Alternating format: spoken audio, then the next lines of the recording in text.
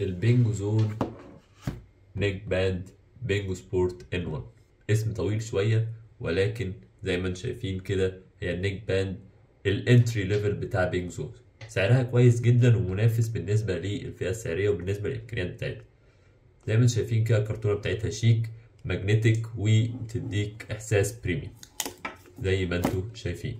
ولكن خلينا نشوف ايه اللي موجود من بره. طبعا بتيجي بضمان سنه كامله وبريميوم كواليتي زي ما انتم عارفين.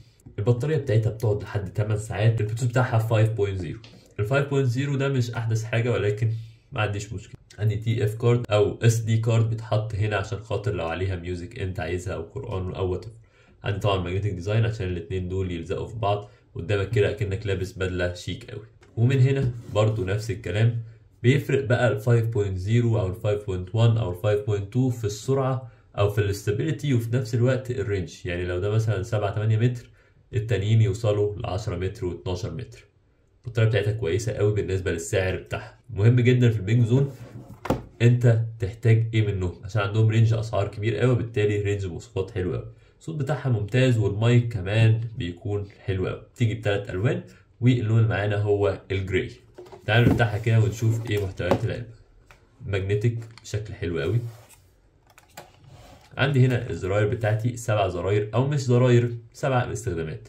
عندي هنا المايك، هنا زرار البلاي والستوب والانسر والديكلاين بتاع الكولز، هنا بلس وماينس، بريفيوس سونج، نيكست سونج، كل الكلام ده، تعلية وتوطية الصوت طبعا، وهنا الباور والبيرنج مود، و6 اليو اس بي تشارجنج بورت تشحن بيه. سخيفة برضو في ان هي بتشحن مايكرو اس دي مش تايب سي، ولكن ما عنديش مشكلة في الفئة السعرية دي برضو.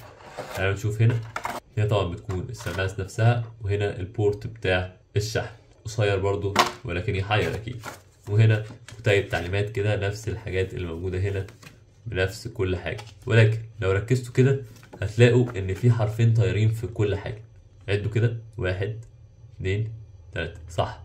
التي اي هتلاقوا بالظبط ان انا عندي هنا sensitivity charging time تي اي بتتحول لبوكس كده غريب جدا. ما عنديش اي مشكلة. واهم حاجة عندنا الا وهي النيك باند بتاعتي فليكسبل جدا. الماتيريال بتاعتها حلوة بشكل بريميوم. انا شايف ان هو لذيذ، واللون كمان الجراي حلو قوي. الزراير بتاعتها بتكون باماكن ظاهرة، والكليكات بتاعتها الى حد ما كويس.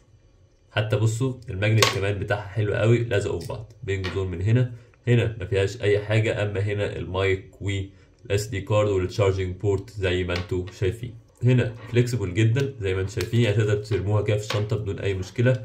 ولكن يعيبها شيء فقط في التصميم، ان دول مدلدلين على طول. يعني في بعض السماعات التانية بتكون دول في مكان ولما تيجي تستخدمهم بتطلعهم بره المكان، زي اللانكس اللي انا كنت عملت عليه ريفيو او الاصدارات الاعلى من الاصدار ده في بينجو زون. فكده برضو التصميم بتاعها اديله 7 من 10 او 8 من 10، ولكن الماتيريال اديها 9 من 10 مستريح. التبس اللي موجوده هنا مش فليكسبل قوي، وبالتالي ماتيريال برضو مش افضل حاجه في الحته اللي هي مقابله للود. ما فيهاش حتى مقاسات للتبس عشان خاطر تغيرها زي ما انت عايز، ولكن بتكون شكلها شيك قوي لما تيجي تلبسها على كلاسيك او في الجيم حتى.